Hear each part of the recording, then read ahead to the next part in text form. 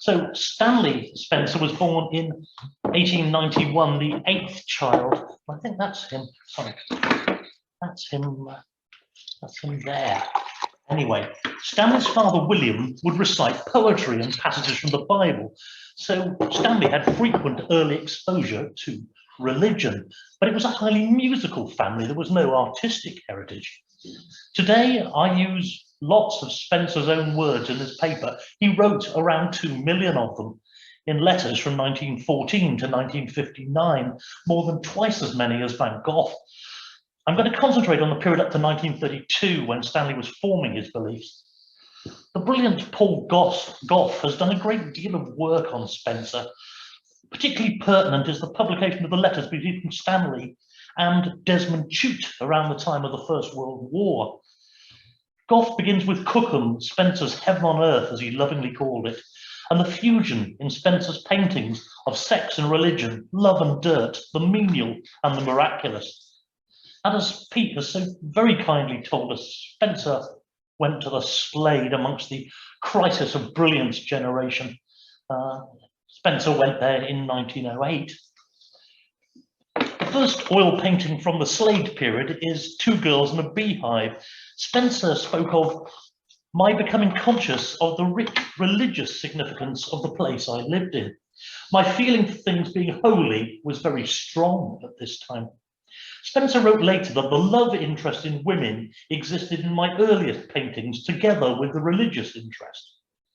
Here there is, quote, a fusion of my desires, the place, the girls, and the religious atmosphere. And can we note the figure, the Christ figure lurking with crook in the background there? The Slade often set religious themes, though Spencer frequently deviated from the prescribed subject. This work has a rather Gothic feel to it to me. Spencer said, "It is significant to me that I have tried to bring the three experiences of my life together, quite unconsciously. The Slade with life drawing, the nude is just a model, the life at home, and the feeling the Bible gave me." These three sources continue to inspire him thereafter, said Richard Carline, his future brother-in-law. Spencer said, "I have always loved John Donne," who was a poet, by the way, from 3 centuries earlier, "though I understand only a little of it." Spencer had the idea that Donne went past heaven alongside, getting a broadside view of it. He wrote, "I seem to see 4 people praying in different directions. Heaven was heaven everywhere, so of course they prayed in all directions." Tonks from the Slade thought it was influenced by the first 1910 Post-Impressionist exhibition, which Spencer strongly denied. But Roger Fry was sufficiently taken to include it in the second Post-Impressionist exhibition. No others of the Golden Generation Slade students were included. A critic in the Connoisseur praised its colour and composition, but added that the subject is a representation of some clumsily modelled marionettes. The most prestigious award at the Slade was the Summer Composition. It was keenly competed for. Spencer explained that Joseph, who we can see here, that's Joseph on the far side there, is to the extreme right, doing something to the chestnut tree, and Mary stands by the manger. He said Joseph is only related to Mary in this picture by some sacramental ordinance. In those early works, I contemplated a lot of those unbearable relationships between men and women. Not an easy picture to understand. The 2 main characters appear little related, but Stanley won the competition, a glorious exit from the Slade after 4 years of study. In 1913, Spencer said, "I wish the National Gallery was in Colloquium." So Colloquium is not just a site of heaven, but an ideal location for the National Gallery too. So we can't see this one quite as well as we might, but Mending Cowls was Spencer's first picture from direct observation. Oast houses observed from the nursery window of the family home, Fernley. He later wrote of the Cowls, they seem to be always looking at something or somewhere with their white wooden heads. They served as reminders of a religious presence. So these strange shaped cones were seen as religious cowls, by Spencer, he saw religion in the everyday all the time. In July 1915, Spencer headed for the Beaufort War Hospital in Bristol, having signed up to the medics. His experiences there resulted much later in many panels in the Berkeley or Sandham Memorial Chapel at Berkeley. It was pretty hellish for him, with a dominating RSM plus matrons who gave Stanley no peace. Salvation arrived later in the year in the form of Desmond Chute, a devout Roman Catholic from a well-off Bristol family of theatre impresarios. Chute tracked down Stanley at the Beaufort and they became firm friends. Spencer described a visit from a young intellectual of 16, Chute was actually 20, who came to the Beaufort like Christ visiting hell. I had a sack tied round my waist and a bucket of dirty water in my hand, recalled Spencer. So things sounded like they were quite grim. They walked the streets of Clifton in Bristol together. Desmond, very tall and slim, Stanley short and intense. Chute was, quote, brilliantly clever, with all that spiritual outlook and vision that I myself love and long for. Desmond's great aid to Stanley was to introduce him to the works of St. Augustine, who said thus, there is a glorifying God in all his different performances, ever busy yet ever at rest, gathering yet never needing, bearing, filling, guarding, creating, nourishing, perfecting, seeking though thou hast no lack. This made total sense of all the menial and dirty tasks that Spencer had to perform in the hospital. Bearing, filling, made Spencer think of coming, going, fetching, carrying, sorting, opening doors, shutting them, carrying tea urns, scrubbing floors. He particularly related to scrubbing, but all hospital work inspired him, the miraculous in the everyday, a la Van Gogh. By looking after people, he was performing God's work. Yes, said Stanley, Chute was a friend indeed. I never disliked doing any of these things.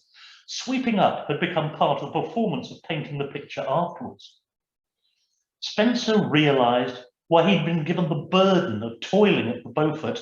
Chute had revealed the nature of his sacrifice.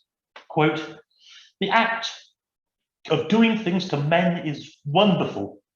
Sweeping, cleaning dishes, polishing, there is such unity and variety in it. On the 4th of July 1916, Spencer wrote, I wish I could do a picture of each different thing I had to do in the hospital, so wonderful in their difference.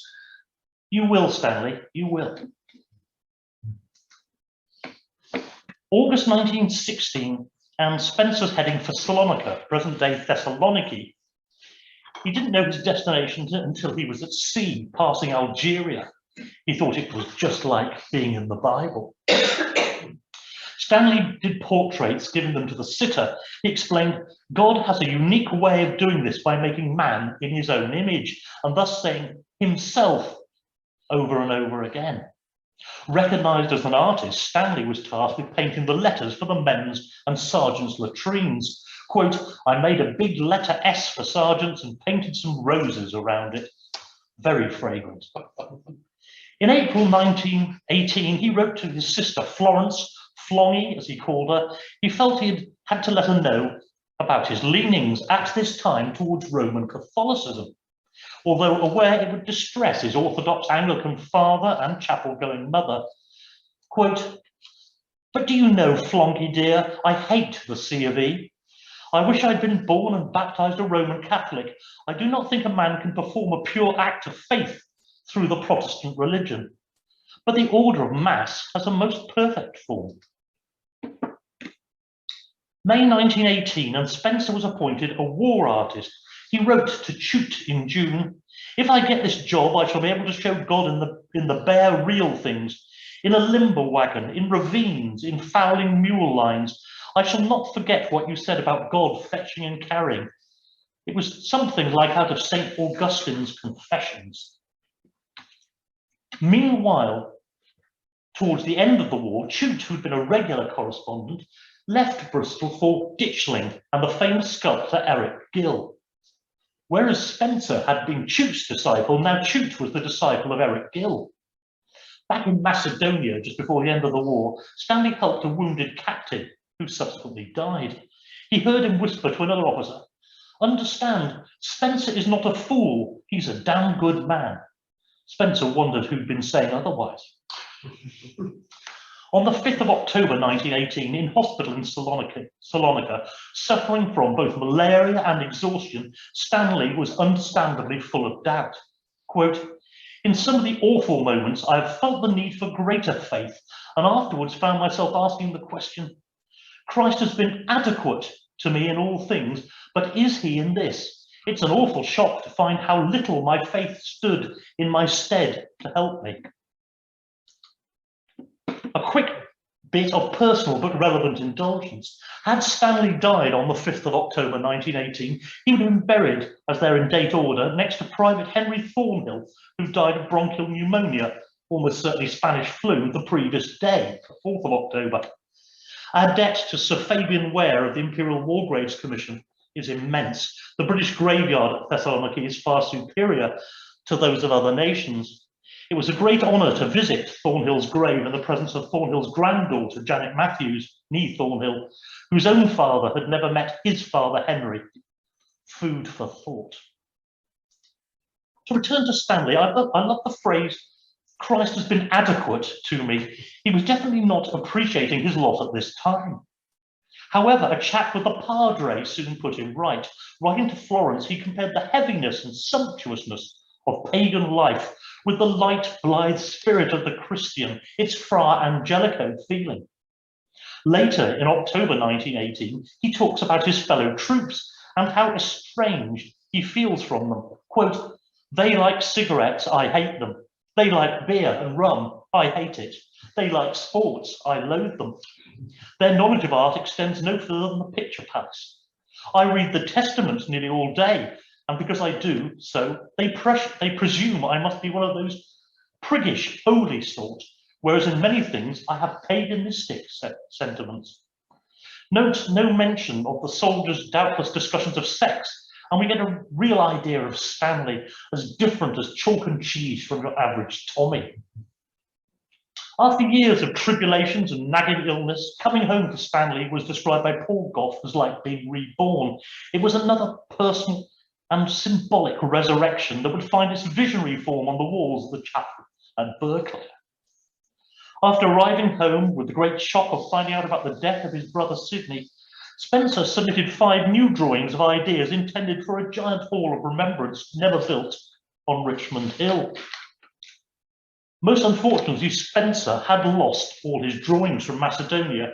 The new drawing that was accepted was one of Travois, as we see here, arriving at a dressing station carrying wounded men. And these Travois are mules, and you can call them stretchers. They dragged along the ground, bumping their way, incredibly uncomfortable.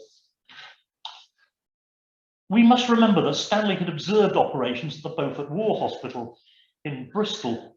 The body was therefore natural to him. He wasn't disgusted by blood and gore. So he saw this picture as, quote, "a homely atmosphere, not a scene of horror, but a scene of redemption. I was right in making it a happy picture, as the early painters were right in making the Crucifixion a happy painting." He wrote to Hilda Carline, his future wife, in the summer of 1923, "I was standing a little way from an old Greek church. All these wounded men were calm and at peace with everything, so that pain seemed a small thing with them. Then the key point, I felt there was a spiritual ascendancy over everything." In the early 1920s, Spencer set a number of religious pictures in the heaven that was Crookham. He found a study of the Last Supper done before the war. "Inside the old malt house in Crookham, I liked the red wall among the sandy-coloured ones," said Spencer. "This was the wall of an old grain bin. The palette is muted and limited." Note St. John looking traditionally feminine there as he rests his head against Jesus. And the toes, of course, add a great deal of humour. I often wonder if this was the inspiration for Beryl Cook beginning to paint. Sorry if that's controversial. Stanley said, "I saw builders' men going past next door carrying ladders. The house from which it appears that the spectators, like angels, watch is Stanley's own house of Fernley in Cookham, with his grandmother Ivy's ivy-covered house, the Nest, next door. Surely only Stanley Spencer could see workmen carrying ladders and be transported to the idea of Christ carrying the cross on the way to the crucifixion. In 1920 came about Tute's suggestion of a visit to Eric Gill at Ditchling, then at the height of his fame. As Fiona McCarthy, author of Stanley Spencer, An English Vision, wrote, in 1913, Eric Gill became a Catholic.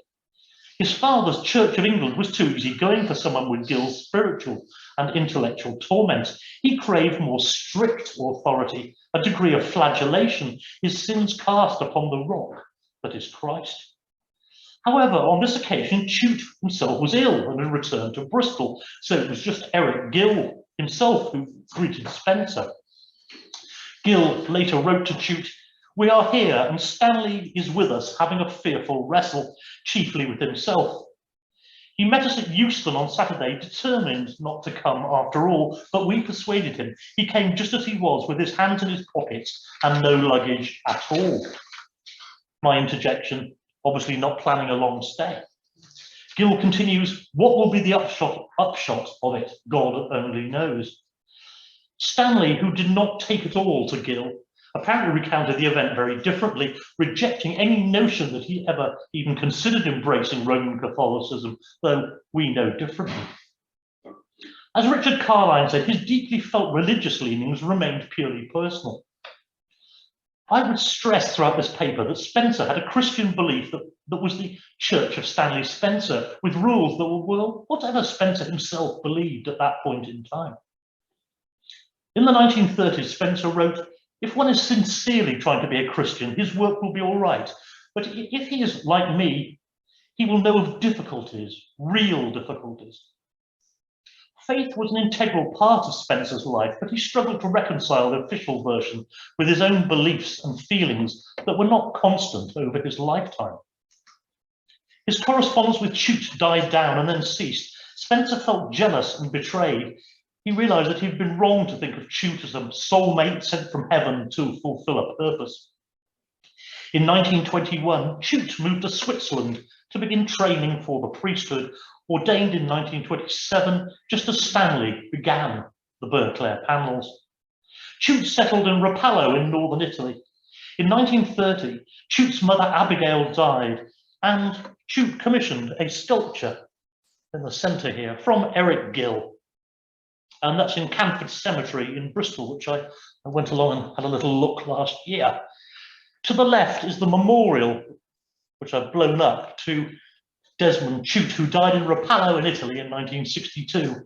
He said, "If I do not die in England, let my tombstone bear only the dates of my birth, my ordination and my death, and the words Desmond Macready Tute, adding in Latin, dust and yet a priest." I can only guess that the memorial to the left of his mother's is a copy of the words on the tombstone in Rapallo. As early as 1923, Stanley, quote, "sits at a table all day, evolving acres of Salonika and Bristol war compositions," writing to Hilda Carline in 1923, May. "The end wall is to be a tall circular topped picture of the resurrection of soldiers in Salonika." In August 1923, Louis Berrand was so impressed with Stanley's drawings that he decided he wanted to carry them out and even sent a builder's drawing. Spencer talked of little particles of life in the scrubbing of a floor or the making of a bed. Everything began to reveal to me. Everything I did became a spiritual revelation. Everything I had to do became a key to my conception of spiritual life. Just cutting up bread and butter in the kitchen in the ward revealed to me as much of the spiritual life I attained to as if I'd sat down and had half an hour's talk with God. You'll notice the famous bread and jam here. They didn't apparently have jam at the Beaufort, but Stanley loved his bread and jam, but he went home for tea, so he had to include it. A bit of artistic license, I'm going to suggest. Spencer wanted this chapel to be, well, where else but Cookham, the centre of the universe to him. He also had in mind for the building the Arena Chapel in Padua, decorated inside by Giotto, quite a plain block sticking out of the ground, quote. Stanley's war pictures were in abeyance. He turned to the idea of the resurrection, set, of course, in Cookham churchyard. He wrote, "I want specially to do the resurrection in oils, as the painting is to be thick and solid. It is to be all sorts of gold and full of sunlight. With me, proportion is to be a spiritual thing, so also size, shape, and form." Kate Foster wrote in her diary in October 1923, "To supper at the Carlines, Stanley is in an aggressive mood, talking of Ibsen and Malthusers, frescoes, religion, and morality." When Spencer got ideas into his head, he poured forth everything he was thinking about, perhaps not always appreciated by his audience. Stanley began painting his resurrection in February 1924, once it was clear that his war chapel pictures were in abeyance. Resurrection is occurring everywhere. Hilda Carline, soon to be Spencer, is there sniffing a flower. Richard Carline remembered, "I recalled posing nude for him for a figure on a tomb." Stanley wrote, "I and my brother-in-law both seem nude, stilled by the wonder of it all." There's the pair of them. Carline, I was very interested to see, notice how little Stanley has placed himself above the Richard Carline, who's probably a foot taller than him. I think there's a little something psychological perhaps there. Spencer wanted to capture the authentic Cookham feeling. His proprietary rights over Cookham were renewed. Richard Carline recalls how Spencer resented anyone else like himself expressing a liking for Cookham. It was completely his. "The joy of solitude is the person in the big ivy tomb," says Spencer. "The joy of being is the man, me, lying on the two great slabs." I think that the row of saints really represent the joy of becoming holy through study and understanding, adding, "Oh dear, I begin to feel like Adam must have felt when God kept bringing him animals to name." Then there is joy of being beautiful in the nude figures. I want to present a couple of quotes from a paper written by Jessica Scott. Spencer knows that heaven is not a distant world to be waited for, but imbued in the world as we know it, and speaks of a God whose presence is eternal. The resurrection Cookham's temporal location is meaningfully ambiguous. With St. Augustine, Spencer's time originates entirely in God, who thus is the one for whom today is eternity, who cannot be allotted a location within time, but who is before all things past and transcends all things future. She adds, "God's presence," Spencer expresses, "is in all time and all places. We inhabit God's space, thus we inhabit heaven, which is with us, stark and immediate, not some distant and irrelevant epoch, as commonly imagined. It is pressing and tangible and available to us right here and now." To summarize, Spencer shows life as timeless, as part of a circle that is continuous, never ending, and that God is everywhere, always with us, and thus we are all in heaven now, not in a nebulous and distant future. Good news for everyone, I contend, even if we don't live in Cookham. Stanley's work was interrupted by his wedding to Hilda Carline in March 1925.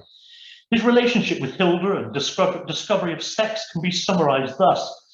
"Sexual love was so wonderful that it must be religious in nature, part of God's plan." Stanley said in 1941, "God is love, and man is made in the image of God. In my lovemaking and in my painting, I am part of the insides of God." The giant resurrection was exhibited in February 1927, creating a considerable stir. For a bit of contrast, I wanted to point out the lack of any hint of politics or social issues in Spencer's work at a time of great social unrest. The Depression began in the middle of working on the Bird Clare Chapel, but it's not reflected there or anywhere else for that matter. Here, the artist Ziegler is himself on the cross between the pugnacious workers' leaders and the capitalist bosses protected by the military. With echoes of the general strike, browbeaten workers are under attack fill the background. Have you ever seen that advert encouraging you to see film differently? Stanley certainly did. In 1945, he went with Hilda and Richard Carline to see John Ford's towering social classic the grapes of wrath. An Oklahoma family lose their farm during the Great Depression of the 30s, become migrant workers, and end up in California. The dual Oscar-winning film details their arduous journey across the United States as they travel in search of work. Stanley's verdict: it consisted of a motor trip from one petrol station to another. The decision to build the chapel was taken in early 1924, but it was 3 years later that Stanley began the first canvas panel in Hampstead. He completed it in 1932, 5 arduous years, including ill health. The Holy Box, as it is described, in my humble opinion, the site of the greatest ever achievement in British art and now owned by the National Trust. If you have never been, go. The chapel was based on Giotto's Scrovegni Chapel in Padua, circa 1305. It took Giotto and some 40 assistants some 600 working days to achieve this wonder of the Renaissance, working in fresco directly onto wet plaster. It took Stanley 5 years working on his own, without help, to complete these 17 oil canvases, which were later attached to the wall. Stanley used to repeatedly say, while he was working on the project, "What ho, Giotto." Most amusing at first, the novelty could wear off after a year or two. From May 1927, Stanley began painting on site. His first idea for the vast resurrection scene was an arrangement of crosses and mules surrounded by a bank of vegetation. Spencer says the part where Christ is and where the men are handing their crosses in is symbolic of the way that on being demobilized, one handed in one's equipment, meaning that in the resurrection, they've even finished with that last piece of worldly impedimenta. The whole of the bottom of the picture is a sort of portrait gallery formed by soldiers coming out of the ground and the crosses arranged so as to look like frames. The 2 white mules that you see there turn towards the surprisingly, like I just pointed out, the surprisingly small Christ figure. And surely that is Stanley himself between the mules, remembering the security of being tucked up in bed between his parents. I find it very interesting that Christ is depicted so small. He doesn't have the dominant role one might expect. Instead, it's the crosses, soldiers, and mules that dominate. Stanley said crosses were not often procurable in Macedonia, but some graves had them. I used to think of the idea I had in mind of the resurrection when digging graves. John Donne speaks of the journey of his soul from this life to the next and goes on to show how his soul not only will not die, but will not so much suffer even an interruption. Stanley spent barely 9 months on this huge painting, and I had the good fortune, along with Peter here, to meet Spencer's daughters Unity and Shirin and grandson John at Burgclare in 2017. The place where the resurrection takes place is called Kalinova, now renamed, in northern Greece, on the border with modern-day Macedonia. Spencer declared his time there as the happiest time I had during the war. To give an idea of the place, I just had to share with you this marvellous contemporary photo of French soldiers drinking at the fountain in Kalinova, complete with one of Stanley's mules. Fresh water was very important to troops in this part of the world where disease was rife. I note the following in Macedonia: blackwater fever, dysentery, gastroenteritis, jaundice. The most popular was malaria, which Stanley got more than once. You didn't need to be rebitten to suffer. Sandfly fever, typhus, influenza, particularly towards the end of the war, and finally a large hospital building devoted to venereal disease. Other troops were not happy that apparently healthy-looking men were having a cushy number in hospital while they had to serve. The virginal Stanley was at least safe from this epidemic. Disease was the main enemy, not the Bulgarians. There were 20 disease casualties for every one caused by the enemy. Here are the troops filling their water bottles at a fountain, flying like angels around the sources. And the 2 mules, one white and one dappled, are not that easy to see down the bottom there. I love these sort of capes of the men sort of flying around the fresh water. As I said, that's a bit more what it's like, the village fountain there. Stanley finally finished the Burclair Chapel in 1932, and who's not to deny him a celebratory cabbage or two? Hilda died in 1950. Richard Carline believed she was with Stanley, quote, throughout the most fruitful period of his painting, i.e. the one which this paper today has concentrated on. Spencer was in Port Glasgow to paint the shipyards as an official war artist during the Second World War. This painting is set in the cemetery in the Scottish town of Port Glasgow. It shows the resurrection, the Christian belief that at the end of the world, everyone who has ever existed will be brought back to life. Local people climb out of the graves, greet one another, and raise their hands in ecstatic gratitude. Spencer was inspired to create it when he chanced upon a hillside cemetery. Painted between 1947 and 1950, but back in 1944 in Port Glasgow, Spencer wrote, "My first outdoor anchorage seemed to be the church. Somehow religion was something to do with me and I was to do with religion. It came into my vision quite naturally, like the sky and the rain. My early work was, as far as specified as religion is concerned, non-denominational, but whatever the direction, it was utterly believed in. It was just the fact that it was in harmony with known Christian religion and ideals." He continues, "John Donne describes the churchyard as being the holy suburb of heaven. When it comes to why and how I came to concentrate so much on the subject of the resurrection, my wish is to reveal the meaning of things." Stanley was certainly receptive to other religions, even if his comprehension was a little muddled. He wrote, "How nice it must be for Buddhist children to find their God or Buddha just round the corner at the bottom of the street, or like the Indians, able to express and consummate their religious desires whenever they wanted to by worshipping a cow." He adds, "I like that. It all helps to realize and bring into everyday life those profound desires." Stanley found the formal rules of religions constricting. He liked the ceremony of Catholicism, but not the unbending rubrics. My belief is that he would like to have made his own selection from parts of different religions. For instance, he once said that he would like to have multiple wives and families with himself as the head of each one. In 1943, Stanley wrote of what had, quote, touched and affected me and drawn and attracted me. Here is his top 6. Number 1, New Testament. 2, Old Testament. 3, Hilda and Stanley. 4, Buddhism. 5, Taoism. 6, Mohammedism. One wonders if he knew the Mormons. Finally, I want to leap forward to the end of Spencer's life, where unexpectedly he produced his most violent picture. It has an interesting history. After 30 years in the school chapel, at Aldenham School, it was sold at Sotheby's in 1990 for £1.1 million. It's now part of a $500 million art collection of Lindsay Hogg, who lives near Melbourne.